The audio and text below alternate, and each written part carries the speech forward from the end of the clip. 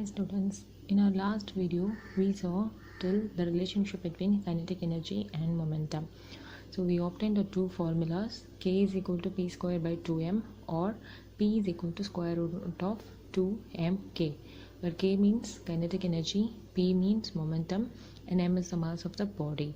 We all know what is your kinetic energy formula, half mv square, and momentum is m into v. So first let us look into the case 1. Consider two different bodies A and B of different masses m and capital M. So this small m, it indicates the mass of A is less than comparing to mass of B. So in order to differentiate that, I'll use small m for object A, which is having a lesser mass than your object of mass capital M. So here our condition is both of them, that is A and B, is going to have same momentum. In that case, what will happen to its kinetic energy?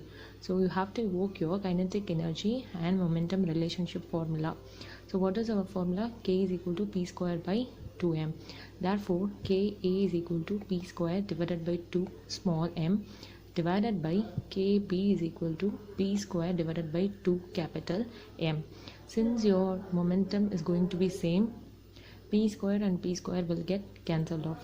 2 and 2 will get cancelled off. So we'll be left out with m and your capital M. So because of what will happen over here is they will get reversed up. Okay, so capital M divided by M. So it indicates that the kinetic energy of object A will be much more than comparing to the kinetic energy of your object B.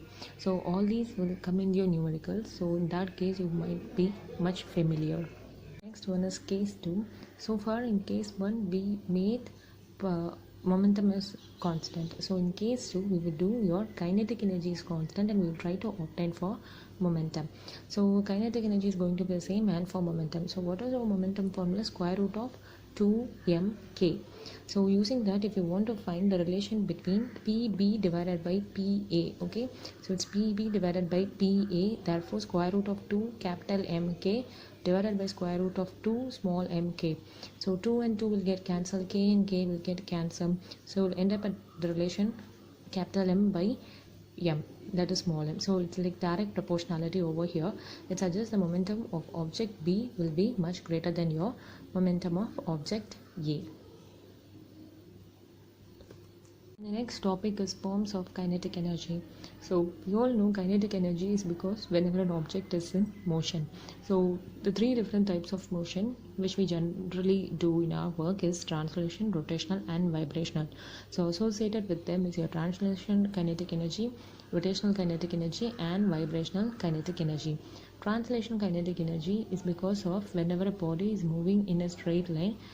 In that case, the kinetic energy which arises is called as your translation kinetic energy. You are familiarized whenever an object, I mean a car or a truck or a train which is going in a straight line, it is your translation. Now rotation, if it's going to rotate about and along an axis, it's called as your rotational kinetic energy. A best example is your fan which is switched on. So it is attached to one particular axis and it is rotating. All your giant wheel, all those has its rotational motion, and there you will have your rotational kinetic energy. And vibrational, vibration means it has to show the to and fro motion. Its best example is your simple pendulum. In simple pendulum you can find once the object is in its mean position, I mean at center point, you will have its vibrational kinetic energy. So vibrational kinetic energy is will come in this place, and also you can find your vibrational kinetic energy much more used in your molecules. So all these can be absorbed in molecules, but in your chemistry you will find a lot of vibrational the usage of vibrational energy in your chemistry basically. So what happens whenever an object, I mean a molecule or an electron gains energy, so in that case there it shows some vibration. So we will use this vibrational kinetic energy. And the next topic is conversion between your potential and kinetic. Okay, so your potential energy changes to kinetic energy or kinetic changes to potential energy. So always your potential and kinetic energy has the tendency to convert between them. So now just consider an example. it's a spring. In the over a spring, I'm just going to place an object by which the spring is compressed. So once the spring is compressed, it is having its potential energy. The potential energy is stored. Now what I'm going to do, I'm just going to leave that spring off, and what will happen, it will throw off that object away. So when it throws off, that potential energy is converted into its kinetic energy, by which the object which is kept on the spring is moving off. Okay, so that is how we'll see the conversion between potential and kinetic energy. And one more example is your simple pendulum. If the simple pendulum, if it is oscillating, when it is in mean position, that is in the center point, it is having only kinetic energy. But if it goes to the extreme position, in that case it will has its potential energy. Okay, listen, you are having a simple pendulum like this. So in a simple pendulum, this is the mean point, this is your extreme point. At main point, it will has its kinetic energy, but as it's moving, its height is increased. Okay, can you see the height is increasing? As height increases, you know, because your height is associated with your potential energy, therefore at this point you will have only potential energy, not your kinetic energy. Again, if it comes back to this point, it will have its kinetic energy and no potential energy. So these in this way we can find the conversion between your potential energy and kinetic energy.